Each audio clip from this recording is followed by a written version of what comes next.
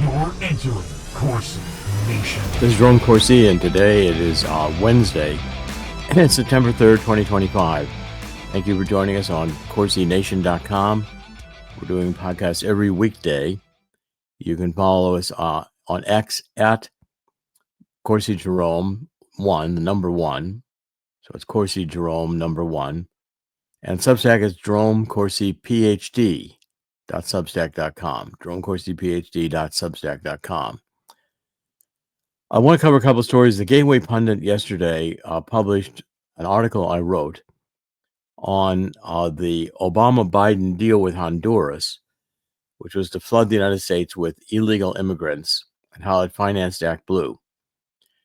Okay, so Mike McCormick, who served 6 years as Joe Biden's White House stenographer, is key to understanding the origin of this criminal mortgage money laundering scheme that financed the Democratic Party fundraising juggernaut ActBlue.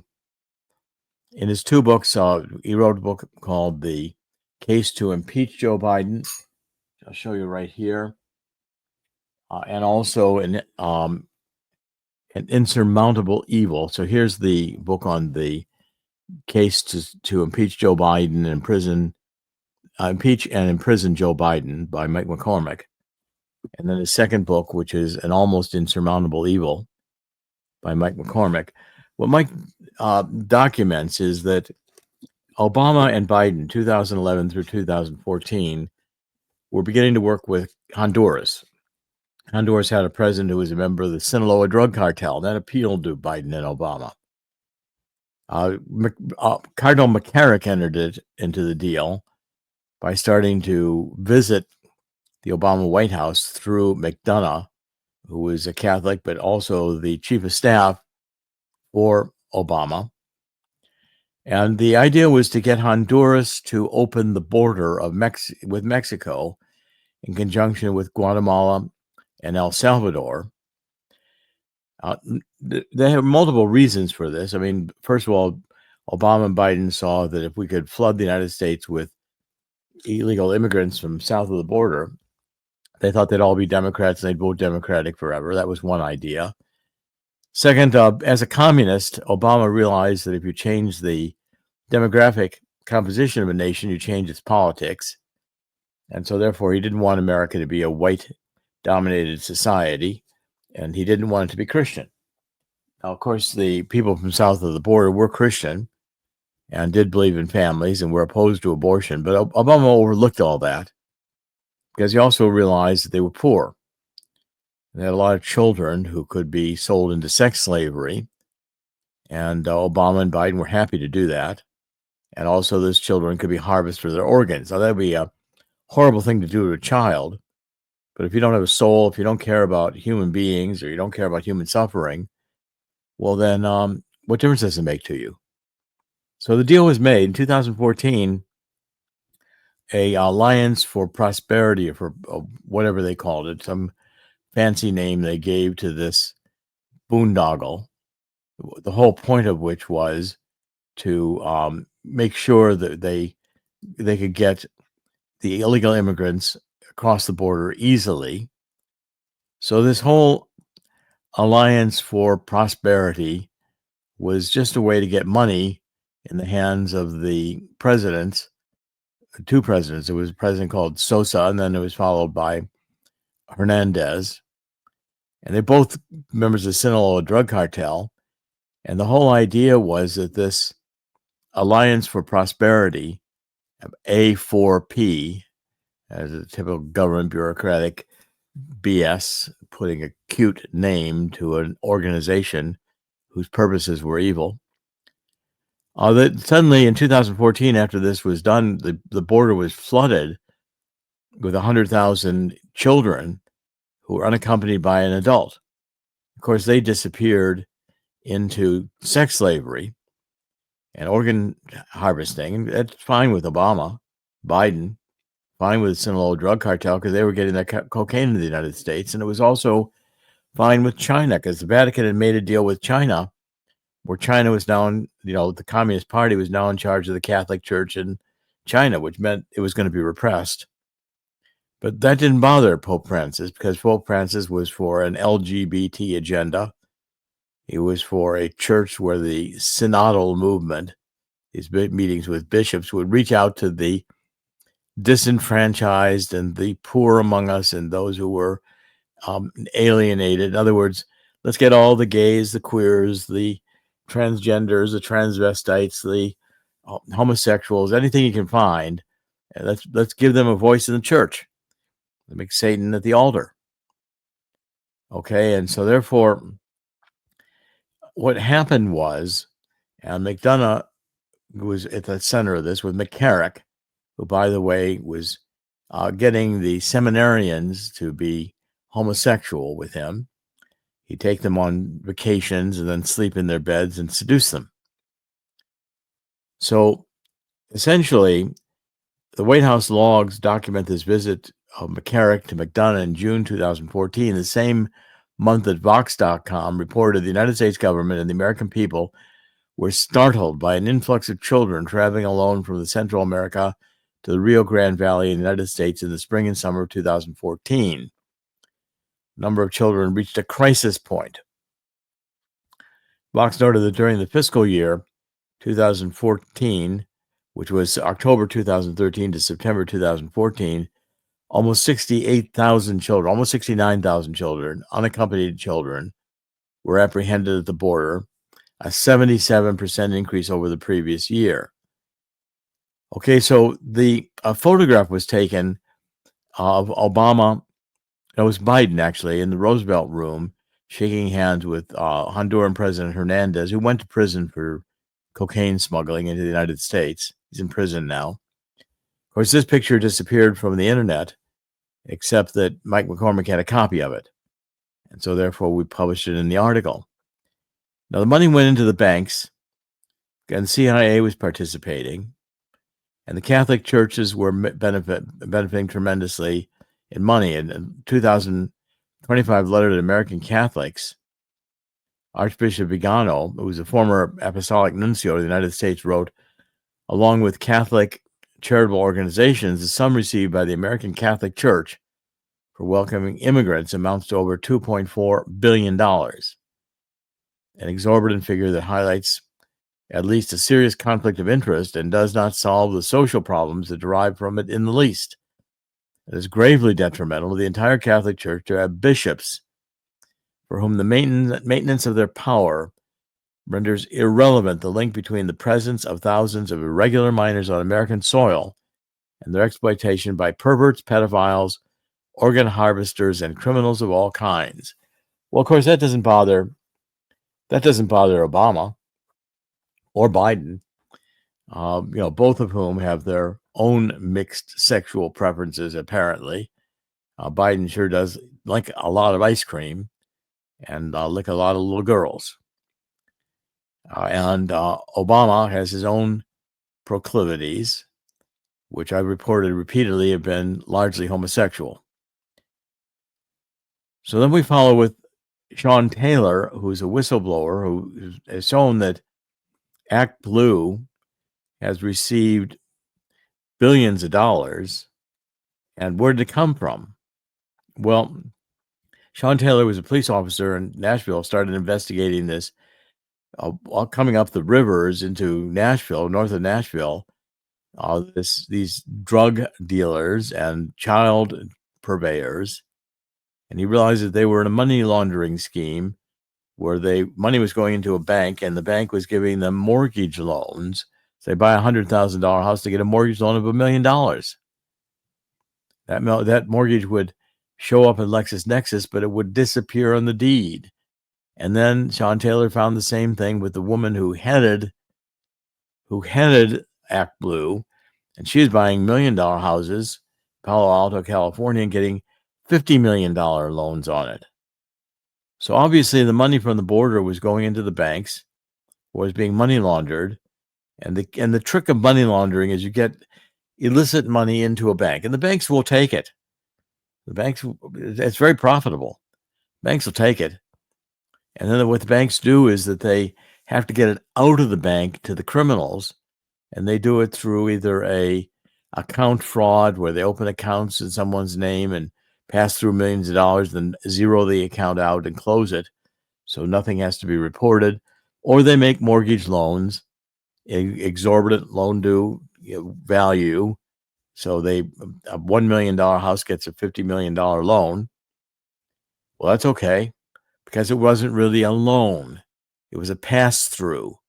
It was recorded in the bank computer as a loan, and LexisNexis picked that up. But it was just a pass-through of money. No one ever expected to be paid back. It was really not in relationship to the value of the house. It's just an excuse. So the Democratic Party then funds ActBlue with this money. And what does it do? It then in turn funds other NGOs, non-government organizations like Antifa and Black Lives Matter. So the Democratic Party is also using that money to fund political campaigns of Democrats, and they're funneling it through your stolen identity, which, you don't realize you've just made 2,000 contributions to Democrats running for office. Well, you didn't do it. They stole your identity. So the Democratic Party is funded by and has been being funded by child sex trade, child organ harvesting, cocaine imported in the United States, fentanyl from China. We've been letting our CIA run the whole deal together with our banking system. And it's just fine. Everybody's making money. Children are dying. Children's lives are being destroyed. Children are psychologically in a complete ruin of their lives. It's okay with Biden and Obama. They don't give a damn. All they care about is money and power. As long as they stay in office and Biden can travel to China with his son and to Ukraine and Russia and every other place where they can have money, they get money. And Biden's son are worth billions of dollars. What does Hunter do with it? He puts it into cocaine and other drugs, takes all these pictures with all these women he's having sex with, leaves his computer to be fixed, and is so spaced out he doesn't remember that he left it there. Then it gets owned by the owner of the shop who looks into it and finds all this crap, which then gets published. Of course, that's okay because the mainstream media doesn't care. Mainstream media doesn't report any of this, and so therefore they get away with it. American people are sick of it. I'm sick of it. This corruption is enormous, and we cannot be the most corrupt nation in the world and survive as a free people. If we tolerate this crap, we're done. Okay, I want to do one more story, then, Chris. So let's have a discussion about it. But the next story I want to do is one that is now up on the conservative treehouse. And what they're doing is they're beginning to run a series of articles on the Russiagate problem. And John Solomon's doing some very good reporting on this recently. He was talking to Devin Nunes. And Kash Patel's released a lot of information to the public, and so has Tulsi Gabbard, which shows that Obama was the one who took Hillary's lies about Russia having stolen Democratic National Committee's emails and Trump being a Russian agent from the Steele dossier. And the CIA and the intelligence agencies knew before the 2016 election that Russia had not intervened to help Trump. In fact, Russia wanted Hillary to win because they had all kinds of trash on Hillary. She had this psychological problem. She was wearing this eyeglass. Evidently, she had kind of like an epilepsy problem where she could have these fainting fits. You actually saw one during the 2016 campaign when she basically shoved like a sack of potatoes into a van by the Secret Service after she fainted. And she was always taking drugs, probably on opioids, and certainly drinking heavily, nasty, mean, yelling all the time, angry. That's Hillary. That came out in the Podesta emails. Okay, and that lie, Obama revived after Trump won in order to try to pull a coup d'etat. I wrote a book on it. Right here. Coup d'etat. and I showed exactly what we're finding out now. The Steele dossier was a lie. Everybody knew that Trump did not have collusion with Russia. He did not have the Golden Pea incident in Russia. Trump was, in fact, not what they were representing he was. He was not an agent of Russia. Okay, so the problem here, and what the Gateway pundit is pointing out in relationship to the fact that, if you'll recall, Durham, who was special counsel John Durham, who did nothing, under Bill Barr, who did nothing. They prosecuted one guy, the Perkins Coie lawyer, Michael Sussman. And Sussman was acquitted because the prosecution was based on a lie. Prosecution said that Sussman duped the FBI and the DOJ. Loretta Lynch is Attorney General, and Comey is head of the FBI, and under Lynch, Sally Yates, and under Comey, Andrew McCabe, and ultimately involving Lisa Page and Peter Strzok, that this Fusion GPS Steele dossier was truth. And of course, Bruce Orr's wife was involved in it. She was this expert on Russia, and she worked for Fusion GPS while Orr was meeting with Steele in the Department of Justice. And they all knew that this was a lie. So there was no Sussman who was convincing them or duping the FBI and the DOJ into believing that this was true, that the Steele dossier was true.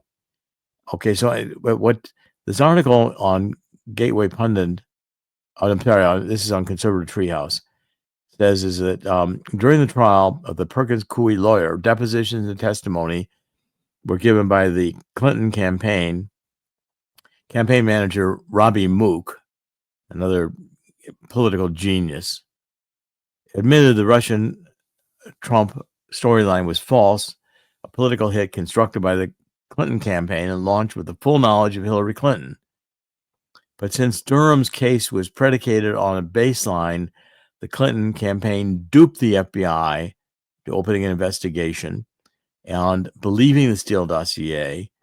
It was, in a sense, exonerating the FBI and the DOJ because they were just doing their jobs as law enforcement. They were duped. Yeah, well, that's BS. The entire thing was manufactured by the Department of Justice and the FBI. Our weaponized Department of Justice and FBI knew it was a lie, and they went after everyone, including myself, based on that. Okay, so boil it down, they're saying in the Gateway Pundit. Factual reality facing any current effort by Main Justice to bring the narrative engineers to a position of legal accountability. Was there criminal activity? Yes. Both the leaking and classified information to media. McCabe did it. Comey did it. Wolf did it. McCord did it. The lying to the FISA court, the Carter Page warrant. However, the FISA court doesn't seem to care about the lying for a host of reasons, including the wrist slap to Kevin Kleinsmith. Every time the leaking to the media made an issue, the DOJ declined to prosecute. Okay, and then this Mueller probe gave the patina credibility to the false premise of Russiagate, while all these authors in the mainstream media were beating the drums that Trump was a agent of Putin. But like the Russiagate concocted by Hillary Clinton, the Mueller investigation was built on fraud. Okay, when asked by Congress why Mueller never identified Clinton as the origin of the Russiagate material, Robert Mueller said it was not in my purview to investigate Clinton's activity. I watched it all on television. I was the one they were going to put in prison for the rest of my life because they thought I had a tie to Julian Assange that was going to make their case with Roger Stone and Donald Trump getting direct information from Assange. It didn't happen. I didn't know Assange. I never contacted him. I figured out that Assange had Podesta's emails. It wasn't that difficult to figure it out. And I told Roger Stone.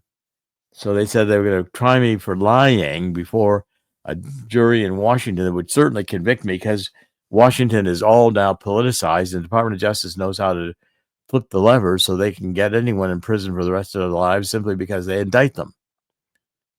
Or I could take a plea deal, and they'd go easy on me. Well, I turned down the plea deal. So go ahead and put me in prison the rest of my life. Said, you guys are liars. They did not indict me. They closed the Mueller investigation. Now, the point is, and this is where the brilliance of this article comes in, say everything about the Russiagate narrative and the subsequent Mueller probe was built on this foundation of lies and DC corruption. And worse yet, a significant portion of the American people bought into the fraud, which is still maintained because a duplicitous corporate media refuses to admit it. In many ways, I'm just reading from the article now. In many ways, the Donald Trump political targeting had a similar outcome to the targeting of George Zimmerman, if you'll remember that case.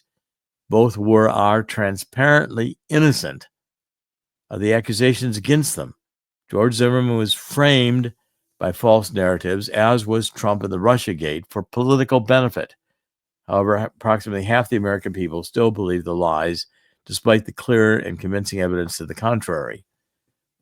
So what the Treehouse is writing here, a conservative Treehouse, I strongly doubt anything can change the minds of those who believe Trayvon Martin, kid killed in the incident with George Zimmerman, was a teenage victim walking in the rain for Skittles and tea.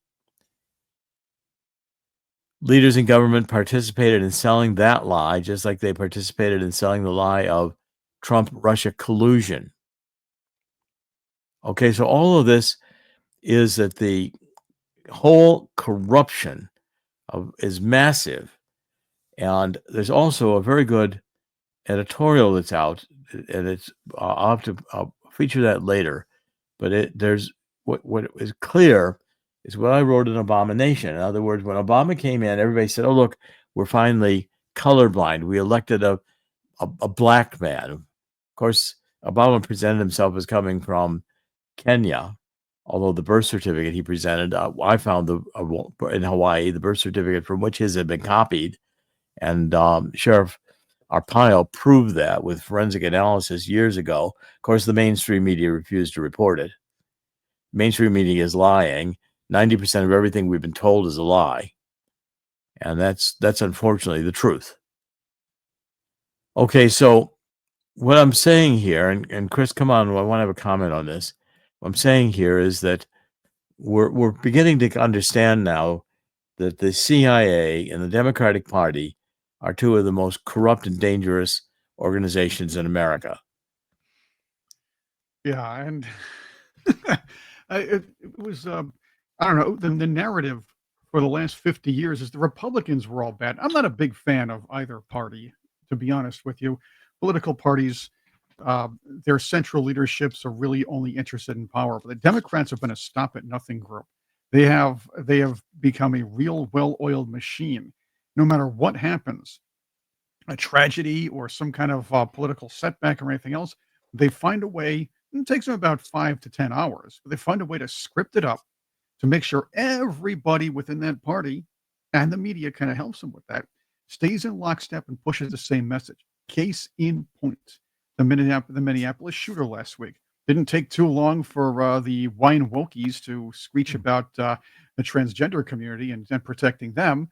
And of course, now you have these guys talking about, what was it? Mayor. I always forget the guy's name. The mayor of Minneapolis yammering on about gun control. So now the story is about gun control, according to the Democrats and a lot of their pals in the media. So that's the idea. They're a well-oiled machine. They're well-oiled, well-trained gaslighters, and they had their fun for 4 years, undermining a very weak president. It's been going back to 2000 and right. They're a dangerous party at this point. I mean, they've 2008. We've had 17 years of this crap. Right. Well, the worst of it was the people behind the scenes didn't have somebody during the Biden era to say, well, I don't know if I want to look this bad doing this. Barack Obama didn't want to be the guy who went down in history doing things as the face of the country. He'd rather do all that stuff behind the scenes. Barack Obama's a traitor. He never liked America. Right. He said we weren't a Christian country. Right, but he was playing the long game. Yeah, he was playing the long game like all communists do, thinking Right. they'd undermine America and destroy America. Yep. Mainly And then from they could, behind the scenes. yeah, from position of power. Right. Okay. And so, the corruption is massive. And we've got this clip again in Chicago. I think you got another clip from Chicago. Oh, yeah. Let's see. I've got, yes, Mayor Brandon Johnson. He's always a man filled with gems of wisdom, if you will. Yeah, let's hear him, because again, we're finding even in Washington, finally, Washington mayor's coming around and saying Washington police will cooperate with the military and the occupation of our democracy, which the Democrats have to continuously spout. That's Well, right. the cities are being destroyed by the Democratic rule, going to hell fast. Here's what they continue to say. Yeah, well, first off, as a matter of fact, you mentioned Mayor Bowser. She was at a press conference Friday reading off how crime went down. Carjackings down 87%. All sorts of other crimes down, down, and down, protecting a black community. Heck, if Black lives really mattered to these people, they'd want some help. They don't give a damn about anybody's life. Go ahead, That's play right. it. Let's hear John. 2 or 3 more new guns come into our city. Chicago will continue to have a violence problem as long as red states continue to have a gun problem. Yeah, Shootings will continue as long. All right, here we go. This guy, he doesn't believe in any of this crap. No. He's just touting a narrative so that he can continue in power. Now, the guy behind him, Pritzker's behind him right there. You got a little fatso. now, he doesn't really care about what Johnson's saying. He's hoping the spread's pretty good after the press conference. Yeah, right. Maybe get a sandwich or two. Go ahead. Well, so he only has a couple more seconds here, but the fact is, Long as this presidential administration continues to put politics. there we go. So here it is. We can't manage our own cities, but Orange Man bad. Republicans mean. Yeah, it's just complete bullshit. Yes. All right, let's get enough of this. Get this guy off the screen. He's a disgrace. There we go.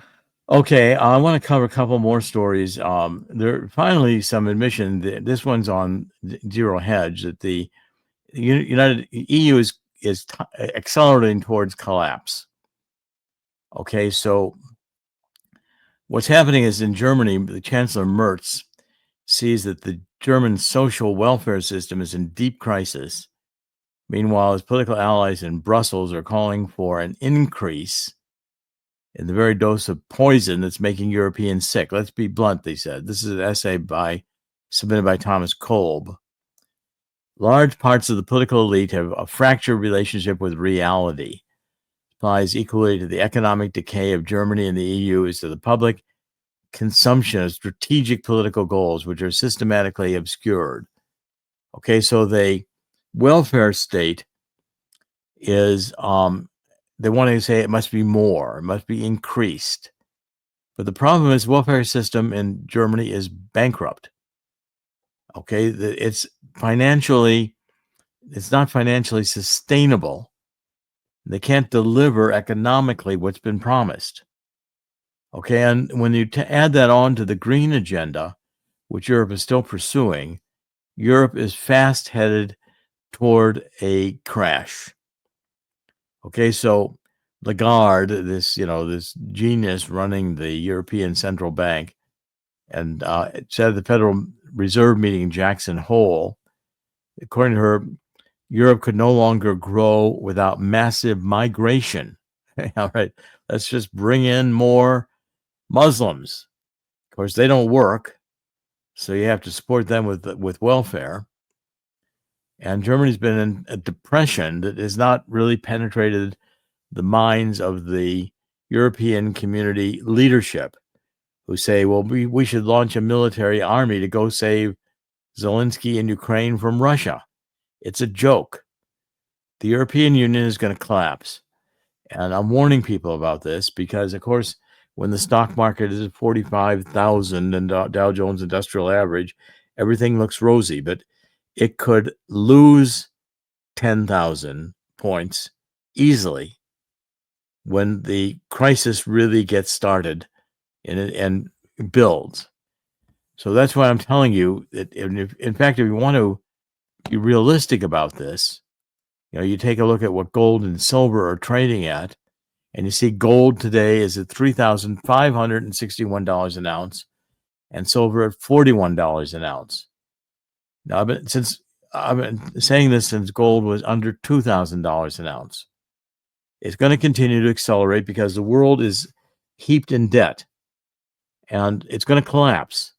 I don't know when it's going to collapse, but it's going to collapse. And gold, I think by the end of the year, will be approaching $4,000 an ounce. And we're already in September. Not much of the year left in terms of we're just ending the third quarter now in this month.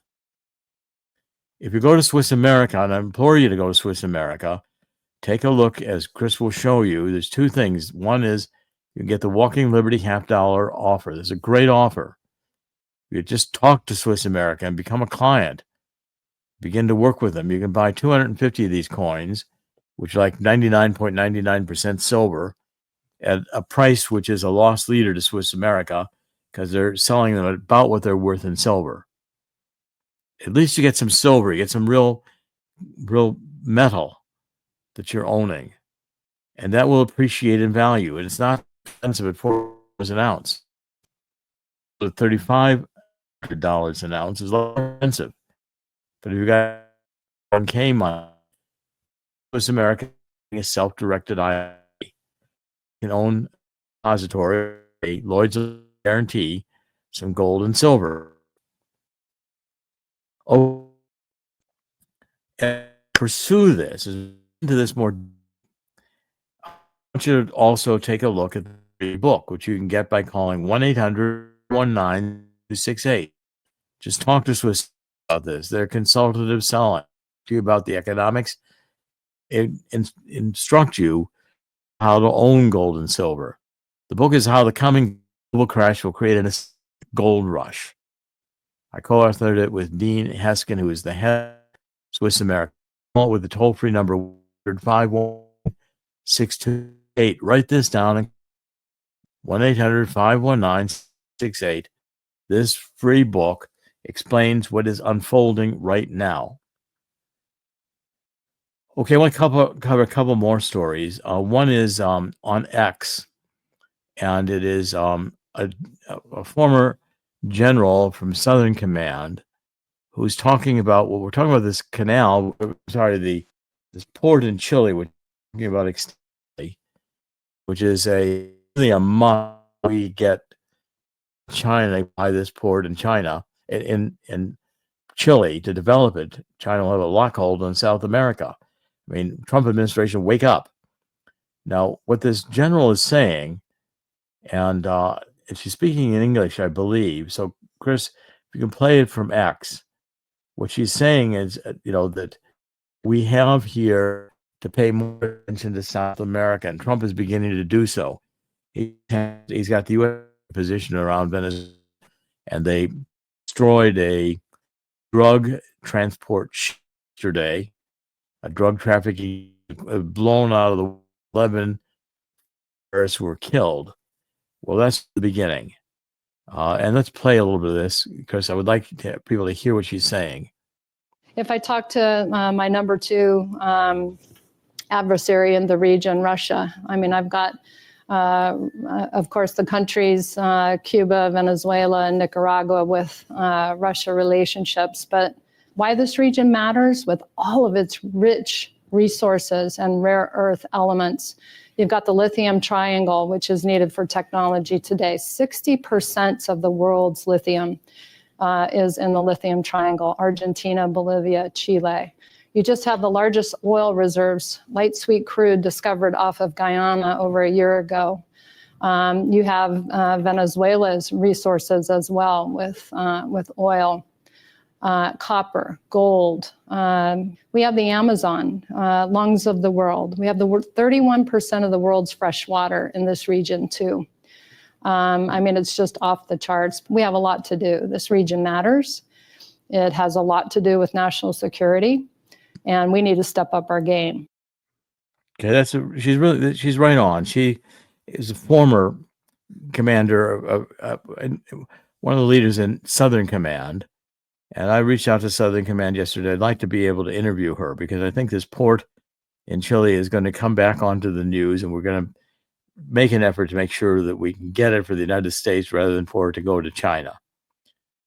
Okay, one final story I want to cover today has to do with Representative Anna Paulina Luna, and she is taking a look at the Epstein documents. There are 30,000 documents that were released, and she commented, I guess she's commenting today, that there are over 30,000 of these Epstein documents, and names are going to be in those files, according to the victims. And she says, we're going to follow the money trail because Epstein was a well-orchestrated operation with many tentacles to include shell corporations, etc. Finally, they're getting down to it. I mean, when Pam Bondi, I always call her Pam Bondi, said that there was nothing to the Epstein deal. Nonsense. Chairman Comer of the House Oversights sent a SARS request to the U.S. Treasury. He's going to track the money down. Deutsche Bank was involved, and these banks do launder money. So Epstein's network was an international trafficking network, and all members of Congress were present, Democratic and Republican. They heard this. Also involved trafficking women from Slavic nations. Immigration fraud was committed. Many of these women have stayed silent for fear of retribution. Foreign governments were named to be working with Epstein. Victim information was redacted, but the committee is working to get access to that information that was denied by other administrations. One victim had her newborn daughter threatened for coming forward. Epstein was still victimizing underage girls while on work release, and when he was wearing an ankle monitor only to spend the evenings in. So we're going to get finally, I think, to some of the truth here of what Epstein was running, and it's going to be involving massive sex trade. It's going to be, again, we'll find pedophilia at the heart of it, underage girls. We're going to find a lot of politicians involved, a lot of the wealthy of the world, all blackmail scheme. They were all filmed and all taped. By the way, if Trump had been involved, we'd have gotten that information a long time ago, because anything anti-Trump gets out, anything anti-Obama gets suppressed, because the lying mainstream media is still intact. And anybody who's watching or reading the New York Times or the Wall Street Journal or Washington Post are just fooling themselves. You might as well read communist propaganda. It astounds me how many of people that I've trusted and respected over the years are yet themselves deluded at the depth of the corruption that we face in this country. This grip on the mainstream media is beyond reprehensible. All right, we've covered a lot today. This is Dr. Jerome Corsi, and that's CorsiNation.com. We're trying to bring you the real news every day. And in the end, God always wins. God's going to win here too. It's going to be a fight, but it's a spiritual battle. And what I'm saying here, I think, is essential for all to understand, and that is that in the end, God always wins, but need to contribute and follow the advice of 2 7:14, on our knees and asking, give us. We're letting so many children be in the womb, abused. The violence of children is a sin that is horrific. We need for allowing it to happen. We have to take responsibility for this and end it. The same goes true for all the drugs in the country, taking God out of the schools, out of our public squares. We need to realize that this is a spiritual place that we are living in, and we cannot face redemption by engaging in Satanism. It should be simple to understand. This is Dr. Jerome Corsi. Thank you for joining us. We'll be back tomorrow. God bless.